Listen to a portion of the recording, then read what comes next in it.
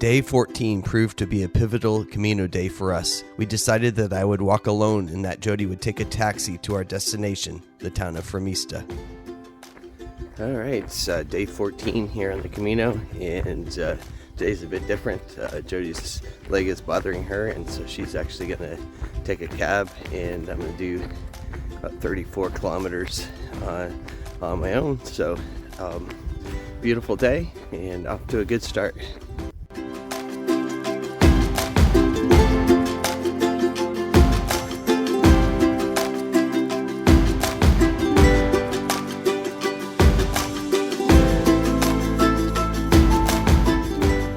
As I walked through the sunrise hour, I came across ruins that are connected to a nunnery.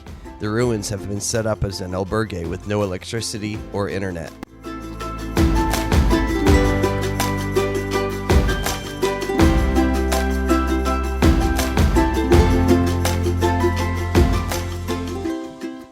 My walk into Castrajeras was stunning, and I felt like God showed up for me during the time. We had wrestled with what to do related to Jody's injury over the last several days. My pride told me that I wanted to be able to go home and tell everyone we had walked the entire 500 miles. However, on that walk into Castrajeras, I recognized that my pride was standing in the way of making the right decision. It was on that walk that I decided to suggest to Jody that tomorrow we take a train from Fromista to Leon, skipping 60 miles of the Camino.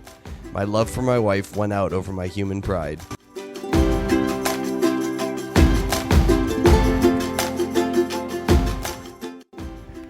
I'm in the second third of my day today, and we'll be climbing up that hill in front of me. You can see a few pilgrims there.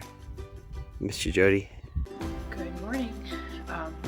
Today is our 14th day on the Camino.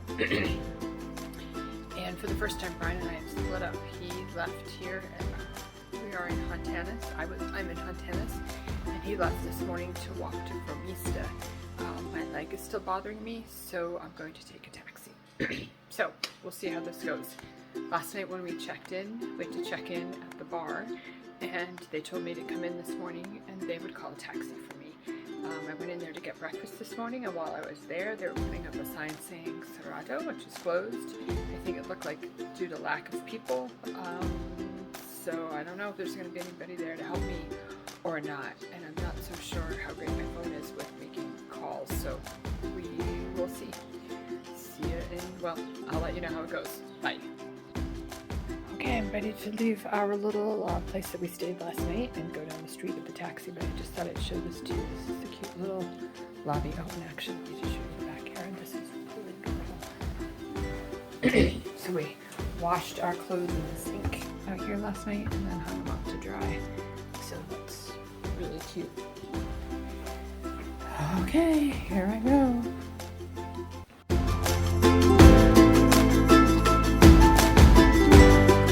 Okay, so I got to the bar lobby, and as I suspected, nobody was here.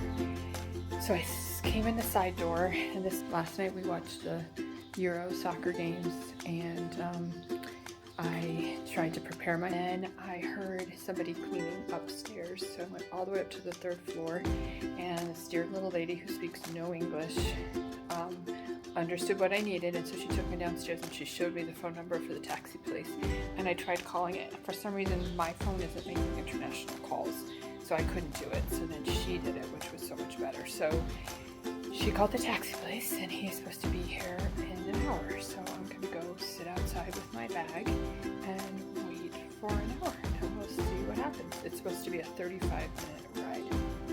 Alright, tune in later. Here's my view where I sit and wait.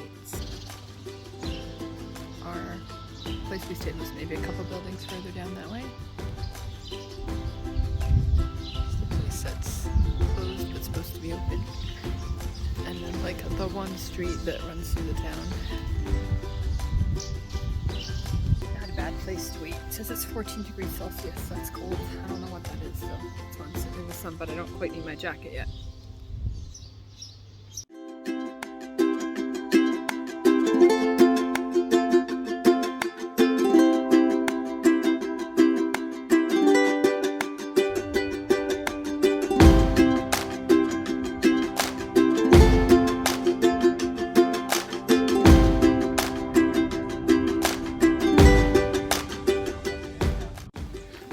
beginning the third section of my hike today.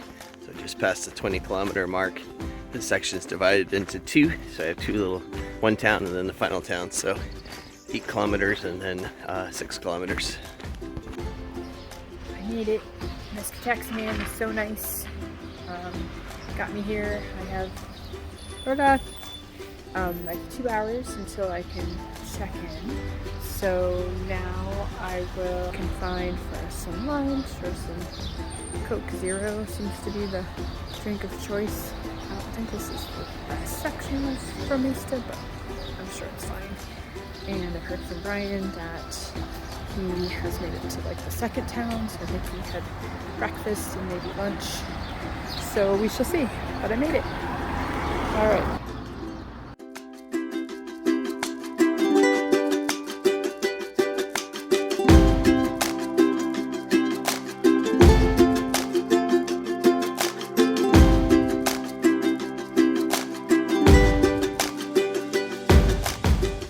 While I was still walking, Jody got to explore a lovely Romanesque church in Fromista.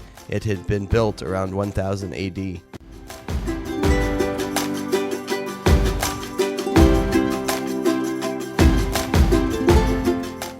The end of my walk took me along a picturesque canal just on the outskirts of Fromista.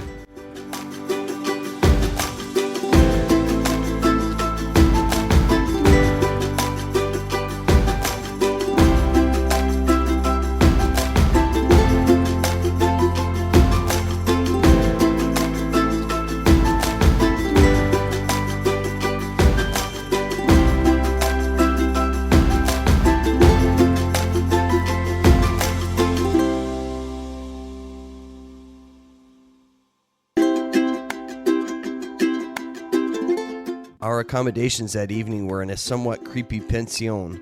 The odd decor and coloring were complemented by having to share a bathroom with guests from 3 other rooms that we never were quite sure were occupied.